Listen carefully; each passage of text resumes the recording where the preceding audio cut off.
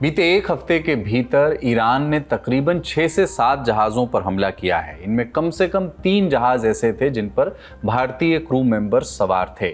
Straight of Hormuz में America और Iran के बीच इस वर्चस्व की लड़ाई का खामियाजा अब 5 भारतीय नाविकों को भुगतना पड़ा है। इनमें से एक की मौत हो गई है जबकि 4 गंभीर तौर पर घायल हैं। भारत ने इस मामले में ईरानी डिप्लोमेट को तलब किया है, कड़ी आपत्ति दर्ज कराई है। उधर ट्रंप ईरान पर हमले के लिए नए ठिकाने खोज रहे हैं। देश के भीतर हॉर्मुज में ब्लॉकेड लागू हो चुका है और अब वहां जहाज़ों से फीस वसूलने की तैयारी भी की जा रही है, वही फीस जिसका अब तक ट्रंप खुद विरोध कर रहे थे। ट्रंप को हो क्या गया है, ये किस तरह की स्ट्रैटेजी है, ईरान क्या गेम खेल रहा है और क्या ईरान की आड़ में मिडिल ईस्ट में कोई नई जंग भी पनप रही है? आज इन्हीं सवालों के जवाब ढूंढेंगे। नमस्ते, मैं हूं कुलदीप और आप देखना शुरू कर चुके हैं लल्लन टॉप का अंतर्राष्ट्रीय प्रसंगों से जुड़ा रोजाना का कार्यक्रम दुनियादारी। Brought to you by Sharda University. Where the software engineer meets the talented photographer. The world comes together at Sharda University. 13 जुलाई को ईरान की Islamic revolutionary guard core IRGC ने स्ट्रेट ऑफ हॉर्मुज में 2 जहाज़ों पर हमला किया। इनका नाम मोम्बासा बी और अल बाहिया था। दोनों जहाज़ UAE की नेशनल ऑयल कंपनी एडनॉक के थे। जिस वक्त हमला हुआ उस वक्त ये ओमान के टेरिटोरियल वाटर यानी उनकी समुद्री सीमा में थे। जहाज़ पर कुल 46 क्रू सदस्य मौजूद थे जिनमें से 30 भारतीय थे। हमले में एक भारतीय क्रू सदस्य की मौत हो गई जबकि 4 गंभीर रूप से घायल हैं। इसके बाद ईरान जंग की वजह से भारतीय की मौत का आंकड़ा, टोटल भारतीय अब तक इसमें जो जिनका निधन हुआ है वो आंकड़ा अब 11 हो चुका है। हमले के बाद भारत ने 14 जुलाई की सुबह ईरान के उप राजदूत मोहम्मद जवाद हुसैनी को तलब किया। विदेश मंत्रालय ने इस घटना पर गंभीर आपत्ति जताई और ईरानी मिशन से जवाब मांगा। We conveyed to them our deepest concerns and that we strongly condemned what has happened. We lost a precious Indian life and there are several Indian nationals who have been injured and couple of them are also seriously injured. So we conveyed our strongest protest with the Iranian side on this particular matter, that these attacks which we condemn must stop at the earliest. Iran ने तर्क दिया है कि उसने Hormuz में जिन जहाज़ों पर हमला किया उन्हें लगातार वार्निंग दी जा रही थी। इसके बावजूद वो उस रास्ते से जा रहे थे जहां बारूदी सुरंगें बिछी हुई हैं। साथ ही जहाज़ों का नेविगेशन सिस्टम भी बंद था। वार्निंग को अनदेखा करने पर ही ईरान ने मिसाइलें दागी। उधर हॉर्मुज स्ट्रेट में बढ़ते तनाव के बीच भारत ने 24 घंटे निगरानी रखने के लिए कंट्रोल रूम भी एक्टिव कर दिया है। भारतीय नौसेना के साथ मिलकर हालात पर नजर रखी जा रही है।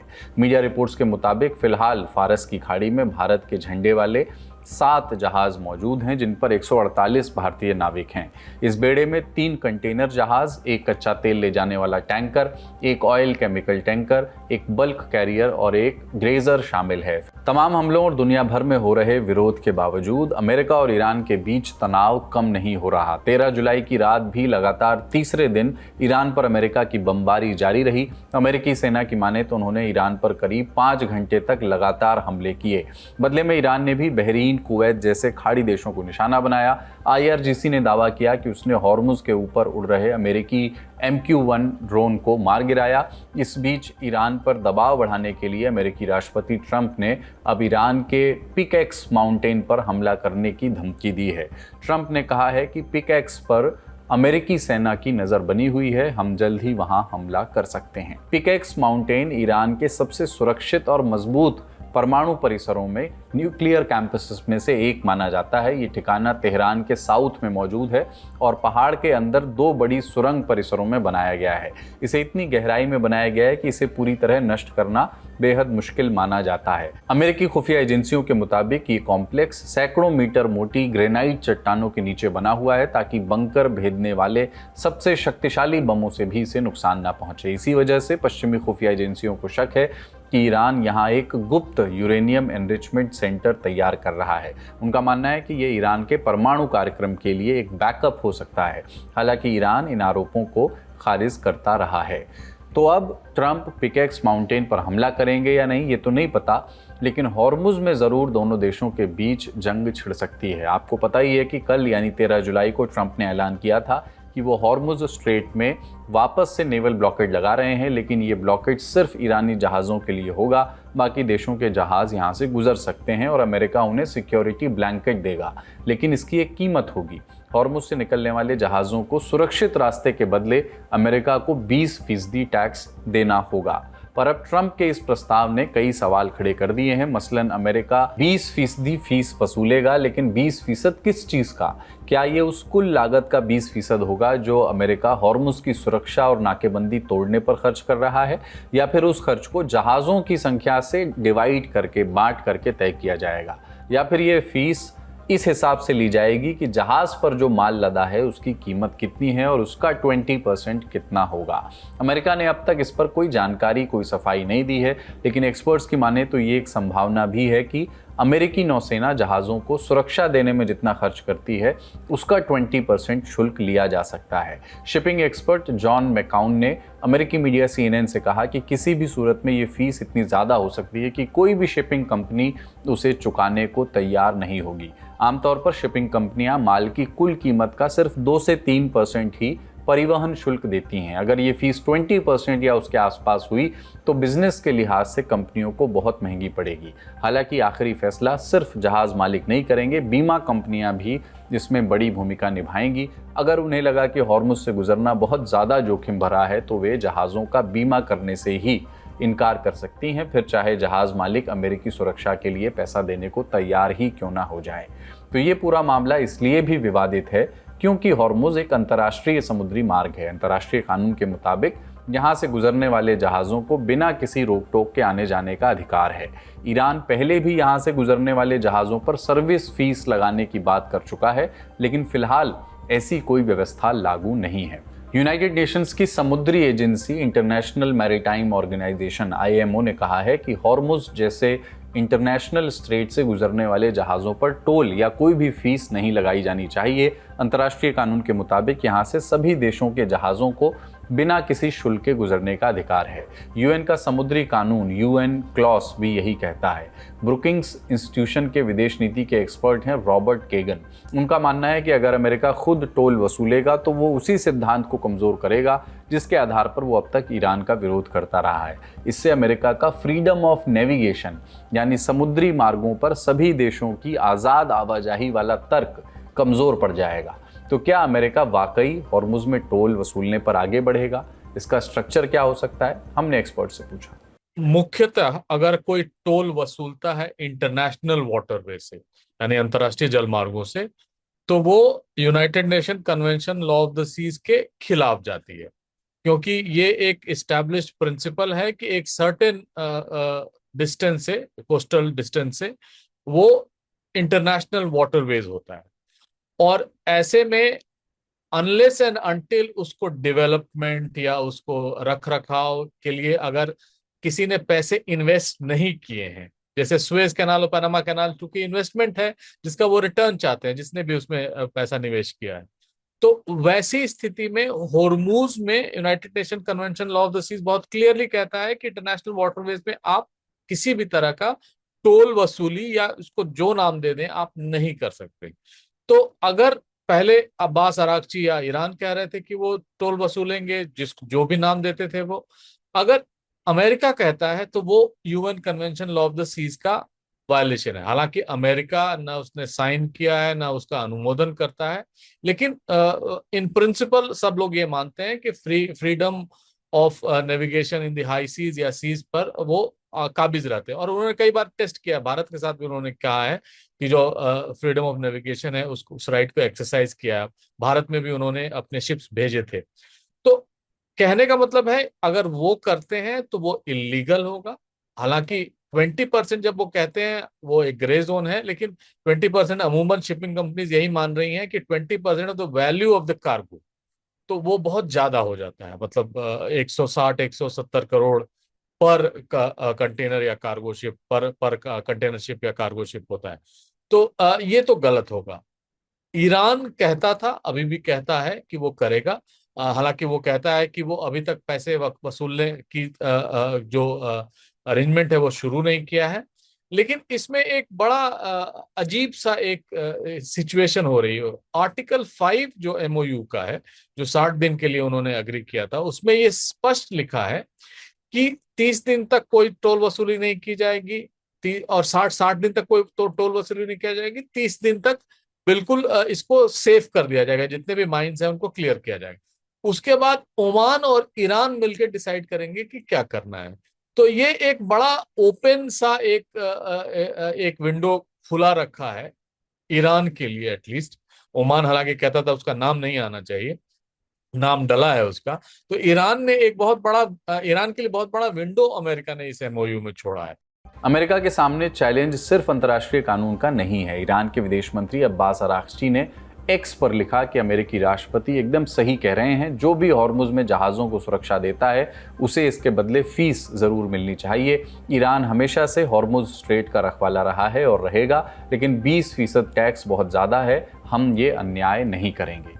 यानी साफ है कि ईरान ऐसे ही इतनी आसानी से अमेरिका को हॉर्मुज में फीस तो नहीं वसूलने देगा। 17 जून को जब दोनों देशों के बीच एमओयू साइन हुआ था तो उसमें एक शर्त ये भी थी कि अमेरिका ने ईरान के इर्द गिर्द जो सैन्य तैनाती की है वो उसे हटानी होगी। ऐसे में हॉर्मुज में अमेरिका के युद्धपोत और जहाज़ों पर हमले बढ़ सकते हैं। इसके अलावा ईरान लगातार ये कहता आया है कि हॉर्मुज से निकलने वाले जहाज़ों को उसके तट के पास से होकर नॉर्दर्न रूट से गुजरना होगा।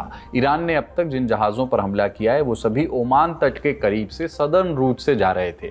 ऐसे में अमेरिका और ईरान के बीच हॉर्मुज में लड़ाई बढ़ भी सकती है। तो क्या अमेरिका ये रिस्क लेगा? ट्रंप की क्या प्लानिंग है? सुनिए वॉशिंगटन से इंडिया टुडे के पत्रकार रोहित शर्मा क्या बताते हैं। देखिए, प्रेसिडेंट ट्रंप का ये कहना और ये बार बार कहना कि हम इसे अब हथियार लेंगे, स्टेट ऑफ हॉर्मुज को हथियार लेंगे और हम आगे आने वाले समय में टोल चार्ज करेंगे, कहीं ना कहीं दर्शाता है कि एक फ्रस्ट्रेशन है प्रेसिडेंट डोनाल्ड ट्रंप में। और करीब करीब अप्रैल से वो ये बात कर रहे हैं कि एक सीज फायर है, एक मेमोरेंडम ऑफ अंडरस्टैंडिंग है, लेकिन फ्रस्ट्रेशन ये इस बात से है कि ईरान की तरफ से अभी तक कोई भी पुख्ता एग्रीमेंट साइन नहीं हो पाया। और आई थिंक उनका जो कहना है कि अब वो स्टेट ऑफ हॉर्मुज लेके रहेंगे, तो मानना चाहिए प्रेसिडेंट डोनाल्ड ट्रंप हमेशा फॉलो करते हैं अपने वर्ड्स को। उन्होंने कहा था कि जब वो पीस को चांस देना चाहते तो उन्होंने पीस को चांस दिया। अब वो फ्रस्ट्रेट हो रहे हैं, अमेरिका फ्रस्ट्रेट हो रहा है, और अब उनको लगता है कि अगर आने वाले समय में अटैक्स बढ़े वहां ईरान में, तो शायद ईरान अपनी जो अभी जिस तरह से निगोशिएट कर रहा है शायद उसमें एक बदलाव करे। प्रेसिडेंट ट्रंप ने हालांकि ये भी कहा कि हमने उनके साथ थोड़े दिन पहले बात की और 24 घंटे बाद उनका प्लान फिर से चेंज होने का, देखिए हमें वापस जाना है, हमें फिर से डिस्कस करना पड़ेगा। तो मुझे लगता है कि आने वाले समय में 3 दिन से लगातार अमेरिका स्ट्राइक कर रहा है, और अगर प्रेसिडेंट डोनाल्ड ट्रंप ने कहा है कि वो स्टेट ऑफ हॉर्मुज लेना चाहते हैं, हथियाना चाहते हैं, तो अगर ईरान अपना रुख नहीं बदलता है तो हम जरूर देखेंगे कि अमेरिका इस तरह से रिस्क लेगा और ये जो अटैक्स है इनको कंटिन्यू करेगा। तो ये तो हॉर्मुज की बात हो गई, लेकिन इस जंग में पहली बार एक और फ्रंट खुलता हुआ दिख रहा है। सऊदी अरब के अगुवाई वाले मिलिट्री अलायंस और ईरान समर्थित हुती विद्रोहियों ने 4 साल बाद एक दूसरे पर हमले किए हैं। दोनों के बीच एक अघोषित सीज फायर लागू था जो अब टूटता हुआ दिख रहा है। 13 जुलाई को सबसे पहले हुतियों के कंट्रोल वाले सना एयरपोर्ट पर हमला हुआ। सऊदी समर्थित यमन की सरकार ने इसकी जिम्मेदारी ली। हुतियों ने सीधे तौर पर सऊदी अरब को इस हमले के लिए जिम्मेदार ठहराया, क्योंकि यमन सरकार को हथियार और मिलिट्री सपोर्ट सऊदी अरब ही देता आया है। हुतियों ने जवाब में सऊदी अरब के आभा इंटरनेशनल एयरपोर्ट पर हमला किया। हमलों के बाद हुती विद्रोहियों ने सभी एयरलाइंस को धमकी दी है कि वो सऊदी अरब के एयर स्पेस से ना जाएं। उन्होंने मांग की है कि सना एयरपोर्ट पर लगा ब्लॉकेड हटाया जाए। यमन की सेना यह स्पष्ट करती है कि वो किसी भी आक्रामकता का सामना करने और यमन पर लगाई गई अनुचित नाकेबंदी को हटाने के रुख पर कायम है। सभी एयरलाइंस को चेतावनी दी जाती है कि वो सऊदी की एयर स्पेस से ना जाएं, और उनसे अपील की जाती है कि जब तक सना इंटरनेशनल एयरपोर्ट से नाकेबंदी हटाई नहीं जाती है तब तक इन चेतावनियों को गंभीरता से लें। लेकिन सऊदी अरब ने सना एयरपोर्ट पर बैन लगा क्यों रखा है, इसे समझने के लिए अमेरिकी मीडिया एक्सियस की एक रिपोर्ट आपको देखनी होगी। रिपोर्ट की माने तो सऊदी अरब ने हुतियों पर हमले के लिए ईरान से बैकिंग यानी सपोर्ट मांगा था। अमेरिका की मंजूरी के बाद ही सना एयरपोर्ट पर हमला किया गया। अधिकारी के मुताबिक इसे लेकर खुद ट्रंप ने सऊदी क्राउन प्रिंस मोहम्मद बिन सलमान से फ़ोन पर बात की थी। असल में सऊदी सना एयरपोर्ट पर ईरानी प्लेन के उतरने के बाद से परेशान था। सऊदी अरब ने यमन में ईरानी विमान के उतरने पर रोक लगा रखी है, क्योंकि उसे डर है कि इससे ईरान हूथियों को हथियार सप्लाई कर सकता है। लेकिन करीब 10 दिन पहले ईरानी एयरलाइंस महान एयर का एक प्लेन सना एयरपोर्ट पर उतरा था। इस एयरलाइन को IRGC ऑपरेट करती है। विमान हूथियों के एक डेलीगेशन को ईरान के पूर्व सुप्रीम लीडर अयतुल्लाह अली खamenei के अंतिम संस्कार में ले जाने के लिए आया था। 13 जुलाई को ईरानी विमान उस डेलीगेशन को ड्रॉप करने के लिए यमन लौटने वाला था कि तभी सऊदी अरब ने सना एयरपोर्ट पर हमला कर दिया। इस वजह से विमान को रास्ता बदलकर लाल सागर के पास अल हुदैदा एयरपोर्ट पर उतरना पड़ा। अमेरिकी अधिकारियों का दावा है कि उस प्लेन में हूतियों के लिए हथियार, मिसाइल के पुर्जे और मिलिट्री एक्सपर्ट लाए जा रहे थे। सऊदी अरब ने पिछले हफ्ते ही ट्रंप प्रशासन को इसकी जानकारी दी थी और हूतियों पर हमला करने के लिए समर्थन मांगा था। सऊदी को लगा कि अगर हूतियों के साथ लड़ाई बढ़ी और उसे अमेरिका के सपोर्ट की ज़रूरत उसके बाद होगी। फिलहाल दोनों देशों के बीच हमले थम चुके हैं, लेकिन इस अटैक ने ईरान जंग के दौरान ही एक नया मोर्चा खुलने का डर बढ़ा दिया है। बड़ी खबर में इतना ही। अब सुर्खियों की बारी। इजराइल में आम चुनाव 27 अक्टूबर को होंगे। 7 अक्टूबर 2023 के आतंकी हमले और फिर गजा और लेबनान में सालों तक चली जंग के बाद इजराइल में ये पहला आम चुनाव है। इजरायली संसद नेसेट का मौजूदा कार्यकाल 17 जुलाई को पूरा हो रहा है। इसके बाद संसद भंग कर दी जाएगी। इजरायली कानून के मुताबिक इसके बाद तय समय सीमा के भीतर चुनाव कराना होगा। 27 अक्टूबर इसकी आखिरी तारीख है। 1988 के बाद इजराइल में पहली बार समय पर चुनाव हो रहे हैं। टाइम्स ऑफ इजराइल के मुताबिक मौजूदा नेतन्याहू सरकार का प्रयास है कि संसद भंग होने से पहले सभी विवादित बिल पास कर लिए जाएं। मौजूदा सरकार को इजराइल के इतिहास की सबसे कट्टरपंथी सरकार माना जाता है, क्योंकि नेतन्याहू ने कई धुर दक्षिणपंथी पार्टियों को मिला करके सरकार बनाई है। इस पर कई बार संकट भी आया। हमास के साथ सीजफायर और बंधकों को लेकर हुए समझौते के बाद सहयोगी पार्टियों ने कई बार सरकार गिराने की धमकी दी है। फिलहाल नेतन्याहू के लिए ये चुनाव बहुत कठिन माना जा रहा है। अक्टूबर 2023 के हमले न रोक पाना, गजा का युद्ध लंबा खिंचना, बंधकों को समय पर न छुड़ा पाना और ईरान जंग में भी तय किए गए लक्ष्य हासिल न कर पाना सरकार की नाकामियां मानी जा रही हैं।